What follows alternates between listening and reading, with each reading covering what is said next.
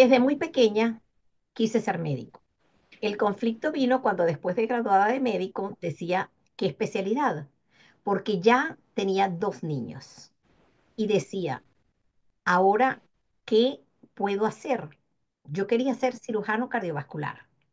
Yo, Sin embargo, Elvia, un día me puse a pensar que probablemente podía ser pediatra, pero me aterraba pensar cómo iba yo a interrogar a un bebé recién nacido.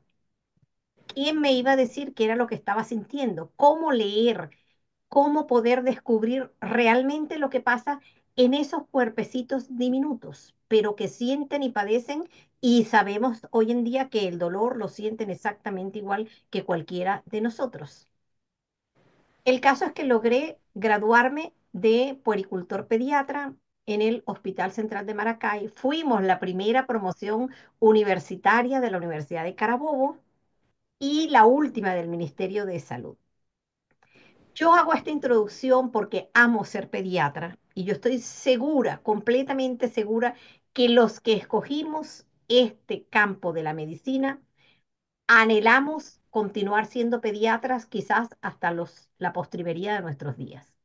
El 20 de enero pasado fue el aniversario de la Sociedad Venezolana de Puericultura y Pediatría, cuya organización nace el 20 de enero de 1939 como una organización civil sin fines de lucro, obviamente que científica y cultural. Y esos objetivos han ido prevaleciendo a través del tiempo. Lo más importante, y lo decíamos en un vídeo que les invitamos a que vean sobre biopsia líquida para el diagnóstico precoz del cáncer de mama en las mujeres que están gestando y que están en el posparto, con nuestra invitada, la presidente actual de la Sociedad de Puericultura y Pediatría, la doctora Elvia Irene Badel Madrid. Elvia, bienvenida. Es egresada de la Universidad del Zulia, del Hospital José Manuel de los Ríos en la ciudad de Caracas, famoso hospital de niños. Es experta en lactancia humana por la Universidad Francisco Vitoria, aquí en España, y también es invitada de cortesía de la Academia Nacional de Medicina en Venezuela. También es miembro de la Comisión de Lactancia Humana de la Sociedad Venezolana de Puericultura y Pediatría y por supuesto que es su presidente. Elvia, ¿qué se siente ser pediatra? ¿Qué se siente ser la presidente de todos los pediatras en la Venezuela que nos ha tocado vivir? muchísimas gracias, Miriam, por tu gentil invitación y a ustedes por recibirme en sus hogares. Es un reto en este momento bien importante.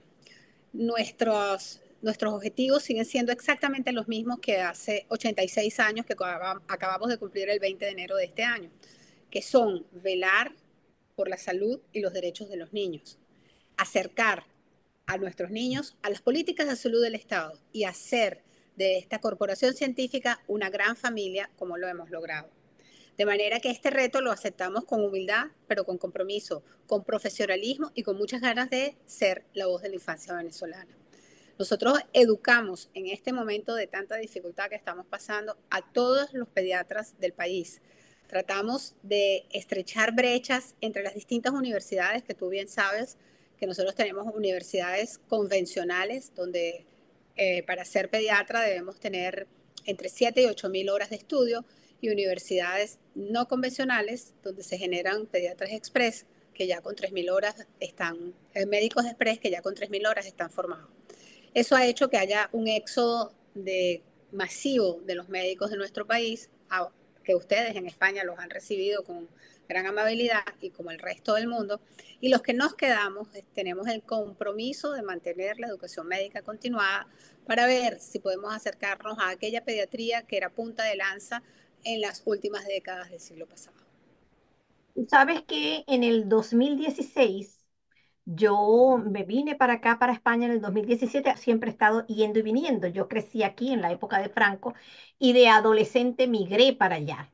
Y en el 2016 tuve la oportunidad de hacer un máster y por supuesto que tenía trabajo de grado. Y ese trabajo lo titulé Violación del derecho humano a la salud infantil en la Venezuela del siglo XXI. Por supuesto que de la mano de Unidades Urbina, de Luis Echezuría Marval, porque ya yo no estaba en Venezuela, grandes amigos profesionales, pediatras insignes, y de mi primo geneticista, el doctor Manuel Rolo Ascensión. Yo me quedé corta en el contenido de lo que allí plasmé y estamos hablando de 2015-2016, cuando hice ese trabajo, que está a tu orden y a la orden de la persona que desee. Hoy por hoy, después de toda esta debacle social, política, cultural, ambiental, espiritual, familiar y de salud, ¿cuántos médicos pediatras hay en la sociedad? ¿Ustedes han podido actualizar esas estadísticas? ¿Cuántos Sí, hemos migrado? sí. En este momento tenemos en la sociedad inscritos en la sociedad aproximadamente 3 médicos en el país. Y la migración de los médicos ha sido terrible. Egresaron más de 40.000 médicos en estos últimos 25 años, incluyendo pues pediatras formados y otros que se han formado fuera del país. Cuando Esto le ha dicen hecho que mucho, egresaron es que se fueron. sí como no, emigraron, Ajá, emigraron, exacto. emigraron más de 40.000 médicos de Venezuela. Y eso le ha hecho muchísimo daño a la medicina nacional. Nosotros tenemos una medicina que antes era punta de lanza, y tú lo sabes, en América Latina. Nosotros llegamos a ser pioneros en trasplante renal, en trasplante de corazón. El Eh, corazón. Como no, nosotros todo, Hacía yo dermatología pediátrica en el Hospital Miguel Pérez Carreño y por cierto, dentro de ese equipo estaba mi cuñado, Manuel Alcántara, Manuel Alberto Alcántara, ¿es tu Rebolledo. cuñado? Sí, ese es cuñado mío. Este fue mi jefe de guardia, guardia 5 Bueno, en el estaban y en el Pérez Carreño se hacían trasplantes cardíacos y él formaba parte de ese equipo. claro, Eh, claro. por supuesto, teníamos la mejor biblioteca, que yo era asidua, yo me iba con mis niños pequeños y tres hermanitos de una amiga, nos íbamos muy temprano, llenaba mi camioneta con estos chiquillos, iba a la biblioteca del IBIC y allí pasaba el día estudiando, investigando en la biblioteca que estaba catalogada y considerada la mejor biblioteca, por lo menos de América Latina. Sí, exactamente. Nosotros éramos punta de lanza en medicina en general. eh, Hacían medicina de turismo, por supuesto, aquí en el país hacíamos trasplantes renales, trasplantes cardíacos, en medicina interna, en cardiología, en pediatría. Éramos voz importante en Latinoamérica. Interveníamos en la LAPE, en los congresos internacionales de infectología pediátrica, de nefrología pediátrica, de todas las especialidades y subespecialidades, con una representación significativamente importante. No es que era uno o dos, eran muchos los que iban. Sí. Dentro de los que tú nombraste, pues que son extraordinarios profesores y mejores personas, el doctor Echezuría, el doctor Urbina Medina, había un grupo destacado de pediatras, estaba el infectólogo, el doctor José Antonio Suárez, creo que lo José recuerdas, Antonio, Tony Suárez, por supuesto, también está aquí en el canal.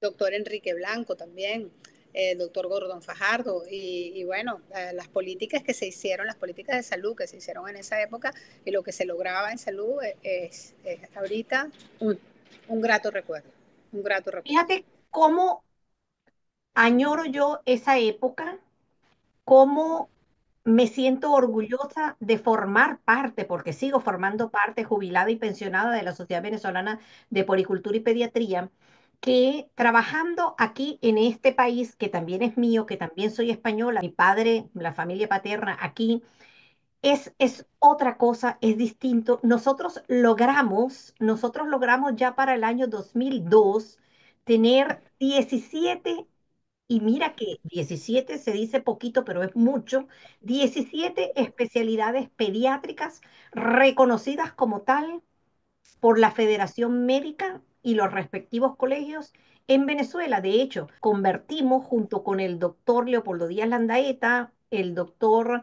Luis Alfredo González Aveledo, pediatras, dermatólogos y dermatólogos pediatras, que se realizara el reconocimiento, cumplimos con todos los pasos, que se realizara el reconocimiento de la dermatología pediátrica como una especialidad médica pediátrica en Venezuela. además de formar el posgrado de dermatología pediátrica que funciona actualmente en el Hospital de Especialidades Pediátricas de Maracaibo y está adscrito a la Universidad del Zulia, bajo la dirección del doctor Leopoldo Díaz Landaeta.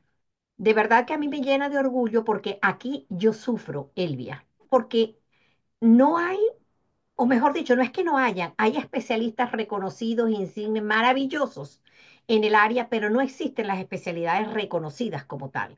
Incluso especialidades tan necesarias como la misma infectología no están reconocidas, es poco el personal, el médico que se está formando en un área como nosotros, con niños de pediatra, a lo mejor va y pasa y hace alguna pasantía, pero después, cuando tú estás, por lo menos yo aquí hago privado, veo niños de 0 a 12 años, que de eso vamos a hablar ahora, de las edades en pediatría, y derivar a un chiquillo de esto, las madres pasan trabajo.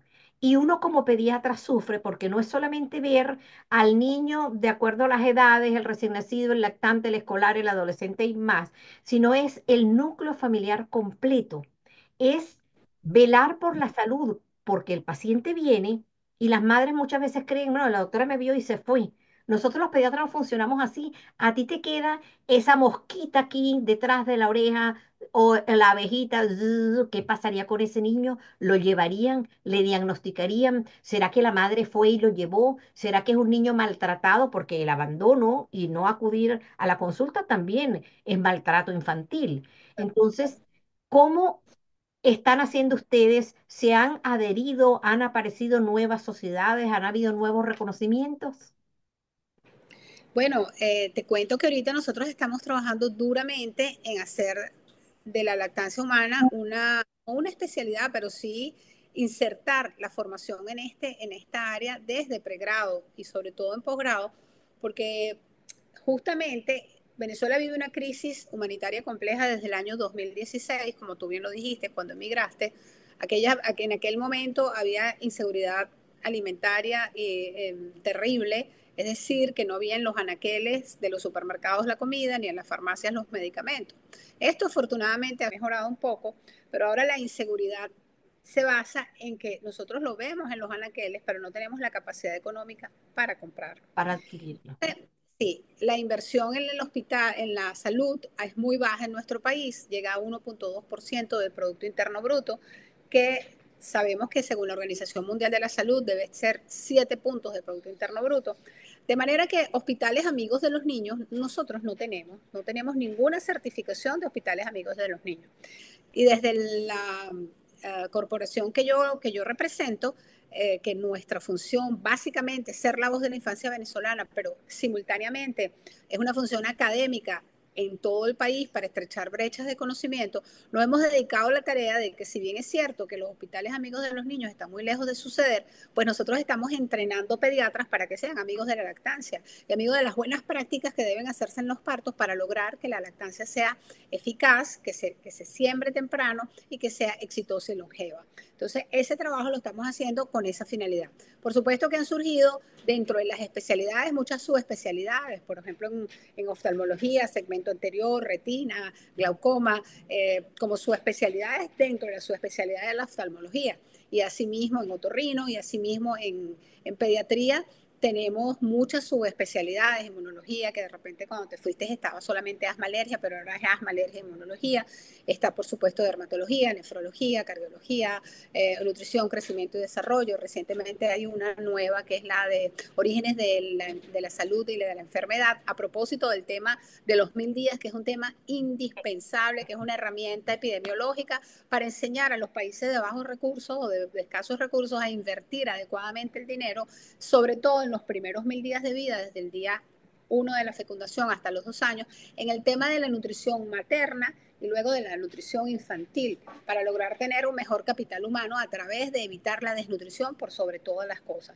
Entonces, eso es una subespecialidad que también se toma muy en cuenta, porque ahí habla mucho de epigenética y de estos cambios genéticos que están ocurriendo, que son trascendentales para evitar enfermedades que agobian la salud pública, como sería la hipertensión, la diabetes, la obesidad, y enfermedades inflamatorias, rinitis, alergias y asma, así como también los cánceres, que podemos evitar disminuir las tasas de cáncer de mama y de ovario a través de herramientas tan sencillas como mejorar el estilo de vida y mantener la lactancia humana. O Eso sea en la que la diana, en la mayor más parte diana. de las personas e incluso muchísimos médicos no toman en cuenta. Nosotros en Venezuela, que hacemos medicina del adolescente, vemos pacientes pediátricos hasta los 18 años. La medicina del adolescente abarca a los niños hasta los 18 años, que son los primeros 8.000 días de vida. E incluso, como se sabe que la madurez cerebral se alcanza a los 24 años, se está pensando en extenderlo hasta los 22 años. Pero en nuestras especialidades de medicina del adolescente, que lo formamos en el Hospital de Niños JM de los Ríos, y la doctora Enriqueta Sileo es la banderada, hasta los 18 años es la edad de manejar a los niños en nuestro país. La Academia Americana del Adolescente dice que cuando se alcanza la madurez es a los 25, aunque algunos llegan o llegamos a los 67 y todavía estamos un poquito inmaduros. Sí, eso lo hemos visto también. Cuando hablabas de lactancia materna y hablabas de los hospitales amigos de la madre y el niño, ustedes saben que en Venezuela los médicos somos como que un poquito distintos, somos amigos, entre comillas, de los padres. Y entonces en este canal de Piel a Piel, que tiene más de 16 años porque viene desde allá, desde Venezuela, yo en ocasiones cuento anécdotas. Y una es esta, de mi vida personal. Yo fui encargada de, junto con la doctora Mercedes Materán, implementar esto de los hospitales de lactancia materna, los amigos, hospitales amigos de la madre y el niño, se llevaba la placa que mandaba la OPS, OMS y todos estos institutos de salud, se daba asesoría, se tenían las salas de lactancia materna, era una cosa muy linda, era acercarse a las comunidades, a las poblaciones. Cuando llegué e introduje mis documentos para el reconocimiento, pues me dieron mi previo positivo después de 11 años. Eso ha cambiado, estoy hablando de hace muchos años. Y luego de repente me mandan un negativo del reconocimiento de la especialidad, porque yo junté periodismo en salud, que son 5 años universitarios, junté pediatría, Universidad de Carabobo, y junté dermatología pediátrica para que me reconocieran pediatría. Bueno, les resumo.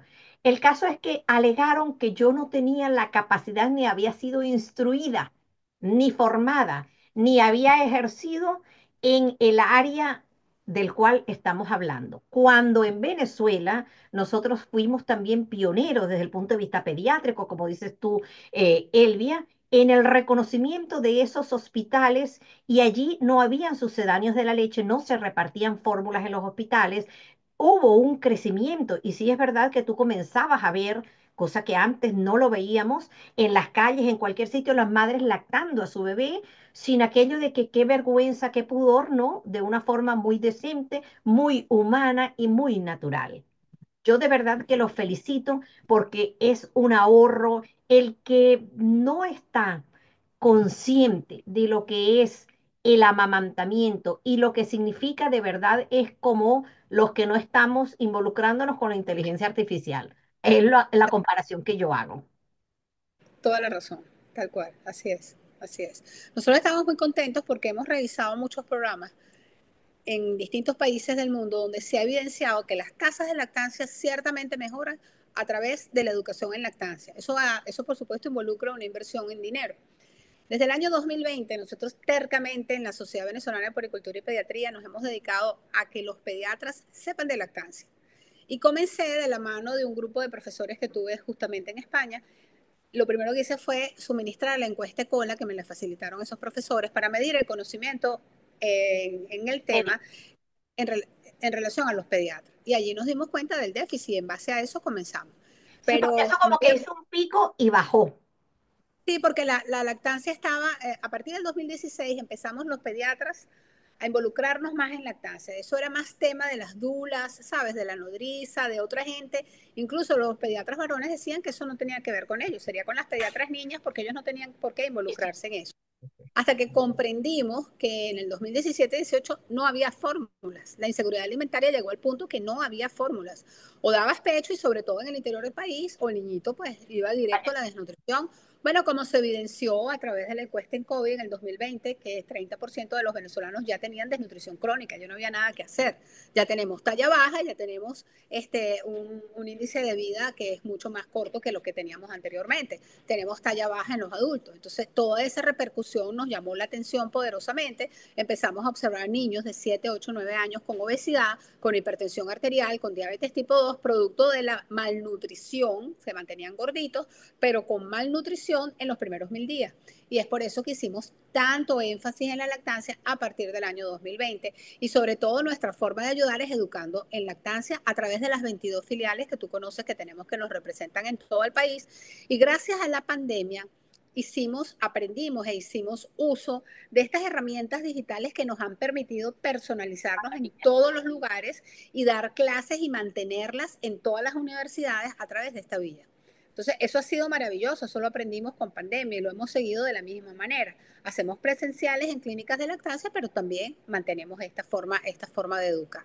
Y lo que vimos fue un vuelco de todas las 22 filiales en las comisiones de lactancia de cada una de ellas y ya de todos los puntos cardinales del país vemos como la lactancia está en manos de los pediatras. Y entonces allí nosotros enseñamos a multiplicadores, a profesores, a pediatras, a docentes a dar este tema y estamos haciendo énfasis en que el impacto de esto debe ser aumentar las tasas de lactancia. Y sí se puede porque vimos que el año 2024 se logró un aumento de 10 puntos porcentuales, incluso hubo lugares en que se aumentó 12% y pasamos de 38 y 40 a nivel mundial en las tasas de lactancia a 50%, que era uno de los objetivos de la Asamblea Mundial de Lactancia para el año 2025. Ese se cumplió el año pasado a través de la inversión que se hizo en educación en distintos países pilotos, en Asia, África, en países africanos, y se demostró que sí se puede subir las tasas de lactancia. Entonces, bueno, estamos tercos en esto para lograrlo en nuestro país. De verdad que yo los admiro. Los objetivos de la Sociedad Venezolana de Puericultura y Pediatría desde sus orígenes siempre fueron, pues, llegar nosotros como médicos a valorar y a preservar la salud de los niños y de los adolescentes, de atenderlos en ese periplo de crecimiento y desarrollo, en evitar que se enfermaran, en preservar la salud o en tratar de que vuelvan otra vez a obtener esa salud, pero siempre enfocados en ese contexto social, en el contexto familiar. Además de eso, la sociedad tenía como objetivo que nosotros, sus miembros, nos preserváramos como una familia. Además de lo que tú acabas de comentar, los avances en la ciencia, la parte de educación, la parte de implementación de programas y de políticas de salud. Yo he visto con regocijo que algunas filiales se han abocado a hacer trabajos de campo. Y esto lo digo porque nosotros desde la Asociación Venezolana de Dermatología Pediátrica teníamos un grupo de investigación e íbamos por muchos territorios de Venezuela estudiando desde el punto de vista científico dermatológico aquellas comunidades que estaban aisladas y evaluábamos todo. De hecho, logramos tener varios premios nacionales de pediatría con el trabajo de lesiones dermatológicas, incluyendo el daño actínico en la población pediátrica de Los Roques, Cucurucho, el Amazonas y en fin, así íbamos. Esto a mí me llena de satisfacción. ¿Cuántos de las filiales están abocadas? ¿Es algo que cada filial está haciendo por separado o hay alguna directriz o hay algún programa que va desde la región central para que ellos se motiven a realizar estos trabajos de campo en esas comunidades que están más aisladas? Les llevan a lo mejor a hacer la fiestecita, que parecerá una tontería, pero no, ese contacto y esa relación siempre deja algo, incluso deja niños que se sensibilizan y más adelante, como le pasaba a mi madre que era maestra, consigue a un profesor y le dice, profesora, maestra, cuando usted fue a la orilla del río y me dio clase, yo la veía y yo quería ser como usted y heme aquí, profesor. Así conozco yo muchos que luego han salido de esos trabajos de investigación, de esos indiecitos del Amazonas y han terminado estudiando medicina y no conozco realmente quién se ha hecho pediatra, pero esa es una experiencia que yo quiero que tú nos comentes. ¿Sale de la Junta Central?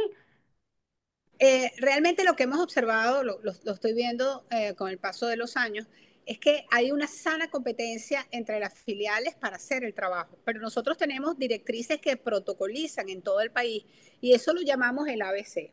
Te comento, tenemos el ABC de diabetes de manera tal de actualizar los protocolos de diabetes e ir por las 22 filiales, haciendo que todas las filiales tengan el tratamiento adecuado y actualizado en la diabetes tipo 1 no solamente de el diagnóstico de la enfermedad y manejo de la cetoacidosis, no, sino que va de la A hasta la Z, como comento siempre. Es decir, que hablamos de nutrición, emoción, riñón y diabetes, corazón y diabetes, oftalmología y diabetes, inmunizaciones y diabetes, infecciones y diabetes, emocionalidad y diabetes, adolescente y diabetes. Entonces, cuando preparamos ese compacto, nosotros lo damos en Caracas con los expertos en esto y grabamos todas las conferencias. De manera que cuando vamos a San Fernando de Apure, si allá hay un endocrino, pues lo ponemos a hablar con este protocolo que le damos de la enfermedad de la cetoacidosis. Pero si no hay un psicólogo experto en diabetes o si no hay un retinólogo experto en retinopatía diabética, publicamos la conferencia que dimos en Caracas para que la escuchen allá. Y si no hay un psicólogo, un psiquiatra que hable de emocionalidad y diabetes, pues le llevamos el paquetico. Entonces eso va por todo el país con la intención de que en San Fernando de Aptabapo, en San Fernando de Apure, en Sucre o en Ciudad Bolívar o en la Alta Guajira se maneje la diabetes con protocolos adecuados. Eso lo hacemos con asma, que también es sumamente importante, el Club del Asma Sí. se llama ABC de Asma a través del Club del Asma. Pero esta gente va con espirómetros haciendo espirometrías y haciendo diagnóstico de asma.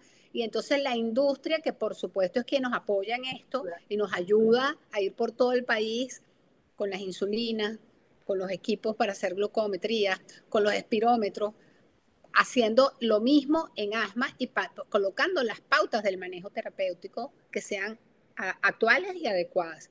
Y eso mismo estamos haciendo nosotros con el conocimiento en lactancia, porque entendemos que cuando el médico está formado en lactancia y hacemos el ABC de lactancia con los temas fundamentales, es capaz de dar respuestas oportunas y adecuadas con la finalidad, por supuesto, de garantizar una lactancia exitosa y longeva. Entonces, las filiales nos ayudan muchísimo porque ellas tienen su iniciativa en algunas cosas y en otras cosas nosotros los invitamos a hacer estas pautas protocolizadas que las aceptan sumamente bien.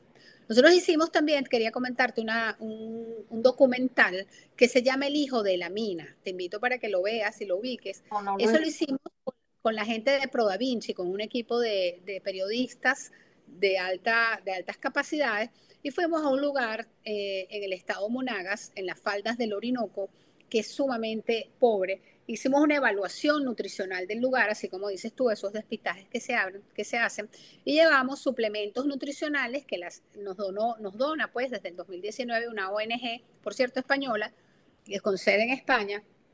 Utilizamos los sachets franceses para recuperar al paciente de la desnutrición prontamente. La ONG se llama Meals for Hope y gracias a ellos que todavía trabajamos juntos. Y entonces se hizo ese documental explicando el problema de fondo. Pues sabes que la desnutrición en todas sus formas es un problema médico-social. Nosotros podemos resolver impecablemente el problema médico, pero si el problema social no cambia, si no se modifica, pues recae el paciente. Sí. Entonces, la Organización Mundial de la Salud, a través de sus pautas de tratamiento, que ahora habla de la emaciación, que es la prevención de la desnutrición, cuando el paciente empieza a perder peso o cuando no hay técnicas de lactancia y dejan la lactancia y empieza a haber estas disrupciones y empieza a malnutrirse ahí precozmente, actuar para evitar estos problemas. Este trabajo se llevó a cabo y compitió en España con el rey, perdón, el premio Rey de España y lo ganamos. Eso fue en el año 2022, saliendo de la pandemia. Y realmente fue un trabajo bien conmovedor porque, bueno, muestra mucho de lo que es la realidad socioeconómica, cultural de nuestro país y lo Tú que sabes hacemos que nosotros por esto. en el 2023 tuve oportunidad de regresar después de 7 años a Venezuela y yo soñaba, toda la vida soñé con subir a Roraima. Pero cada vez que yo tengo oportunidad de adentrarme en algún paraje de estos, pues procuro llegar a la comunidad de alguna manera. Y entonces nos preparamos con antelación, hicimos contacto con la comunidad para ver las necesidades sentidas de la comunidad y aunque íbamos de paseo, aunque sea un cariño de unas horas a los pacienticos que se quisieran ver. Iba una estudiante de cirugía plástica que está por graduarse, iba la doctora Isbelia León, que se graduó conmigo, ella es médico radiólogo, y mi persona como pediatra y dermatólogo pediatra. Mira, toma en cuenta para Itepuy de Roraima. Allí ni para la sedulación, o sea, la gente, niños, adolescentes de 16, 17 años sin cédula de identidad, sin DNI, pues carnet de identidad.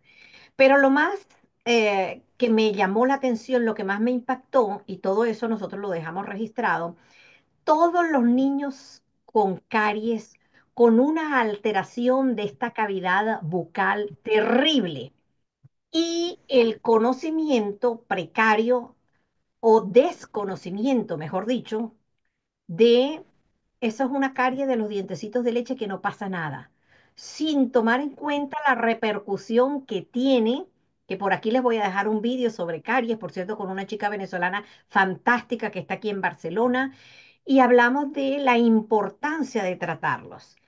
La otra parte era la nutrición. Obviamente que adolecen de muchísimas cosas. Hay un solo médico y yo creo que ustedes deberían hacer un programita y me invitan, que yo voy, para que Ok. subamos y nos reunamos allá arriba en esas pozas mágicas que es como tocar el cielo. Pero antes trabajemos con la comunidad de Paraitepuy de Roraima, que son excelentes, es una gente bellísima, noble, son unos indígenas de estos genuinos y de verdad que te hago esa propuesta y cuenten conmigo que yo de mil amores haré lo imposible, si Dios lo permite, e iría hasta allá. Así que yo los felicito por estar haciendo esos trabajos de campo que, como te digo, uno cree que no. Lo que yo no estoy de acuerdo, porque muchísimos trabajos hicimos con la Asociación de Dermatología Pediátrica Venezolana, nuestra asociación, es llevar muestras de medicamentos que lo que tienen son para una dosis a lo mejor y es un bote de este tamaño que después va a recargar o a cargar la selva de basura. Muchísimas gracias, Miriam, por esta oportunidad. Estamos muy orgullosos que tú formes parte de nuestra Sociedad Venezolana de Poricultura y Pediatría. Te agradecemos mucho visibilizarnos y permitir ser la voz de la infancia venezolana en España y el resto del mundo. Esta es tu casa. Cuando quieras, aquí estamos esperando. Sabes que tenemos invitado al doctor Uníades Urbina, ya yo lo puse en contacto en el congreso próximo pasado, octubre del año pasado, de la Sociedad Española de Pediatría Extrahospitalaria de Atención Primaria, y Qué quedamos de bueno. que él va a venir, se va a celebrar en Sevilla, y esperamos que él venga. Lo puse en contacto con el doctor Cristóbal Coronel, que es el presidente de la sociedad y también presidente del congreso, que es un congreso nacional, pero también internacional. Así que yo Ese espero, congreso es en marzo. perdona. Ese congreso es en marzo. No, va a ser en octubre, Ah, ok, ok. en octubre de Está este año, así que preparen su comitiva, preparen sus trabajos, que ya está abierta la postulación a los trabajos y aquí los esperamos con los brazos abiertos. De verdad que seguro. me Vamos a seguir en encantó, contacto. gracias porque ustedes también me continúan invitando como expositora a los congresos. La última presentación fue sobre hongos, micosis en pediatría y los invito a que sigan con esa buena voluntad porque es difícil ejercer en el país en las situaciones en que estamos. Sufrimos por cada uno de los niños, de los que son nuestros pacientes y los que no son también. Un abrazo, mil bendiciones. Gracias. Muchísimas gracias. Muy amable. Un Y abrazo. lluevan bendiciones sobre Venezuela. Elvia, Amén. Amén. gracias Ha por lo sido. que hacen desde la sociedad. Muchísimas gracias, Miriam Raquel, por esta extraordinaria invitación. Me encantó estar contigo. Un abrazo, amiguita. Igual para ti.